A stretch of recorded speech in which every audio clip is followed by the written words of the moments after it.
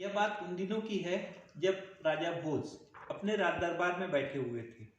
वह अपने राज दरबार में काम करने वाले जितने भी लोग थे, उनकी योग्यता का समय समय पर परीक्षण लिया करते थे।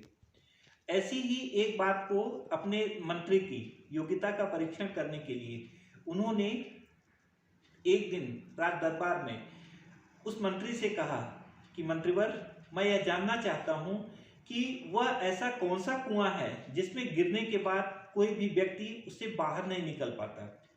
और कहा कि आपको मैं 1 सप्ताह का समय देता हूँ और 1 सप्ताह तक आप मेरे इस प्रश्न का उत्तर खोज करके और अब जो उत्तर आप देंगे उसे विभिन्न उदाहरणों के द्वारा उसे पुष्ट भी करने की कोशिश करेंगे, तो मैं आपको बहुत सारा इनाम दूंगा। अगर आप अपनी इस परीक्षा में असफल होते हैं तो आपको आपके इस पद से हटाया भी जा सकता है। यह बात सुनकर के मंत्री को बहुत चिंता हुई, क्योंकि उसे यह समझ में नहीं आ रहा था कि आखिर वह ऐसे कौन से कुआं है जिसमें कि गिरने के बाद कोई भी व्यक्ति वापस नहीं आता। क्योंकि कुआं वास्तव में गहरा होता है और उसमें पानी होता है, लेकिन अगर कोई न कोई व्यक्ति उसमें गिर जाता है तो वह किसी न किसी तरह से पास पड़ोस में चिल्ला करके अपनी आवाज़ को लगा करके और कैसे भी उससे बाहर आ जाता है। लेकिन अगर वह कोई भी व्यक्ति उसमें से अगर वापस नहीं आता तो निश्चित रूप से उसे उसकी मृत्यु की प्राप्ति होती है।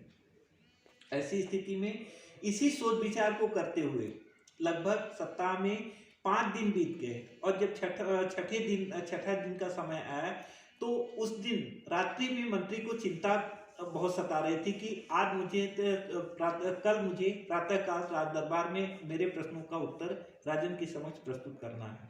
यही सोच विचार में वह डूबे हुए थे और सुबह सुबह उठ करके ही वह जंगल की तरफ जा रहे थे। वहां पर उन्होंने देखा कि एक गड़ेरिया जो था यह अपनी सभी भेड़ों को लेकर के बहुत अधिक प्रसन्न था और उसके साथ साथ भेड़ें जो थी वह प्रसन्नता के साथ पास के जंगलों में चर रही थी।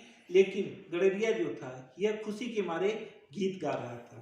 उसने मंत्री ने सबसे पहले उस गड़ेरिया के प्रसन्नता का कारण पूछा तो उसने बताया कि मुझे किसी बात की कोई चिंता नहीं है। किसी बात की चिंता मुझे इसलिए नहीं है क्योंकि मुझे मेरी भेड़ें जो है यह मेरे लिए सोने से भी अधिक कीमती हैं और इसके दूध से जो मुझे मिलता है उसी से मैं अपने पूरे परिवार का गुजर बसर करता हूँ और उसके साथ साथ इनके ऊन को मैं बेच लेता हूँ जिससे कि मुझे बहुत अधिक धनराशि मिलती है।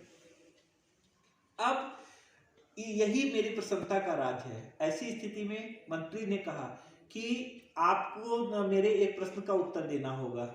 तो गड़ेरिया ने कहा कि ठीक है, आप अपने प्रश्न पूछें। तो राजा ने वो मंत्री ने उस गड़ेरिया से पूछा कि आखिर ऐसा कौन सा कुआं है जिसमें गिरने के बाद कोई भी व्यक्ति वापस नहीं आ जाता। इस पर गडरिया बहुत प्रसन्न हुआ और उसने कहा, मंत्रीवर, मैं आपके प्रश्न का उत्तर दूंगा, लेकिन आपको पहले मेरी एक शर्त माननी होगी कि मैं जो जो शर्तें आपको अपने उत्तर को वो मानने के लिए कहूंगा, अपने उत्तर आपके प्रश्न के उत्तर को देने के लिए आपके समक्ष रखूंगा, आपको उन सबको मानना पड़ेगा। क्योंकि मंत्री को अपने उत्तर की शीघ्र जरूरत थी और ऐसी स्थिति में उन्होंने कहा, ठीक है, मैं आपकी हर शर्तों को मानने के लिए प्रसन्न हूँ। इस पर गडरिया ने कहा कि सबसे पहले आपको मेरे भेड़ का दूध पीना होगा। अब चूंकि मंत्री को अपने प्रश्नों का उत्तर चाहिए था और ऐसी स्थिति में उन्होंने कहा, ठीक है, मैं आपकी भेड़ों को के दूध को पीने के लिए तैयार हूँ। और उसके बाद फिर उन्होंने गडरिया ने कहा कि मैं अपनी भेड़ों को का दूध निकालने के बाद जो मैं आपको पीने के लिए दूंगा उसे मैं आपको जूठा करके दूंगा। अब इस बात को सुनकर के मंत्री जो था वह चकित रह गया कि मैं एक मंत्री होकर के इस छोटे जात के गडरिया के जूठे दूध को पीऊं। लेकिन चूंकि उन्हें अपने प्रश्नों का उत्तर चाहिए था और ऐसी स्थिति में थोड़ा सोच विचार करके उन्होंने कहा कि ठीक है, मैं तुम्हारे जूठे दूध को भी पीने के लिए तैयार हूँ। इस पर गडरिया ने फिर कहा कि मैं आपको अपना जूठा दूध तो दूंगा, लेकिन उसके साथ साथ एक पात्र है मेरे पास, आपको मेरे उस पात्र में दूध पीना पड़ेगा। और इसके बाद उसने, अगर आप इसके लिए तैयार हो तभी मैं आपको आपके प्रश्नों का उत्तर दूंगा, अन्यथा मैं आपके प्रश्नों का उत्तर नहीं दूंगा। तो उन्होंने कहा कि ठीक है, तुम अपना पात्र दिखाओ। और ऐसी स्थिति में गडरिया जो था वह अपने झोले में से एक कपाल निकाला और कपाल निकालने के बाद कहा कि मैं अपने इसी पात्र में अपने भेड़ का दूध निकालूंगा और उसके साथ साथ सबसे पहले उसे मैं पीऊंगा और उसे जूठा करूंगा और उसके बाद उस जूठे दूध को मैं आपको इसे पीने के लिए दूंगा और पीने के बाद आप इसे पिएंगे। और इसके बाद चूंकि मंत्री जो था यह अपने उत्तरों के प्रति विशेष रूप से बहुत अधिक उत्सुक और उसके साथ साथ उसे अपने प्रश्न के उत्तर की बहुत अधिक जरूरत थी, ऐसी स्थिति में वह उसके लिए भी तैयार हो गया। गडरिया जो था यह एक दूध देने वाली भेड़ को पकड़ के ले आया और उसके साथ साथ उसने क्या किया कि उस कपाल में उसकी भेड़ के दूध को निकाला।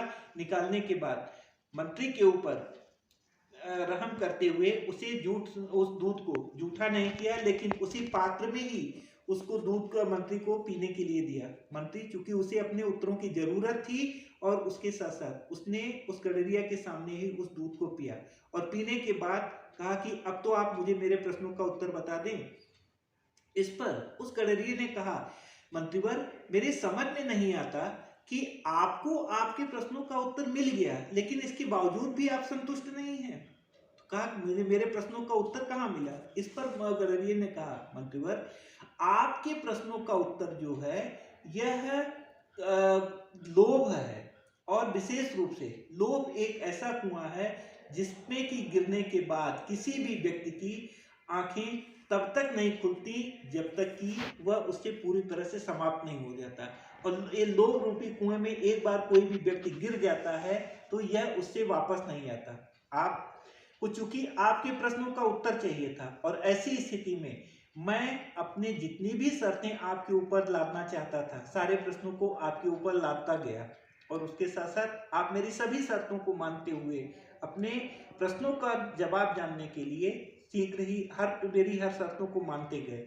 इस तरह से यह सिद्ध होता है कि आप अपने प्रश्नों के उत्तर जानने के लोभ में यह जो कुआं है उसमें गिरते गए और उसके साथ साथ उससे बाहर नहीं निकल पाए। और आपके प्रश्नों का यही जवाब है। कल आप राज दरबार में जाकर के महाराज को यह बता दें कि महाराज, लोभ ही वह कुआं है जिसमें कि गिरने के बाद कोई भी व्यक्ति वापस नहीं आता। मित्रों, इस कहानी के माध्यम से हमें यह शिक्षा मिलती है कि हमें भी इस सांसारिक चीजों पर जरा सा भी लोभ और मोह नहीं करना चाहिए। क्यों? क्योंकि हम इस चीजों पर जितना भी अधिक लोभ और मोह करेंगे निश्चित रूप से ये हमारा उतना ही पैर पकड़कर खींचते जाएंगे और उससे हम बाहर नहीं निकल पाएंगे। आज के लिए बस केवल इतना ही। फिर शीघ्र ही हम एक नई कहानी के साथ आपके समक्ष उपस्थित होंगे।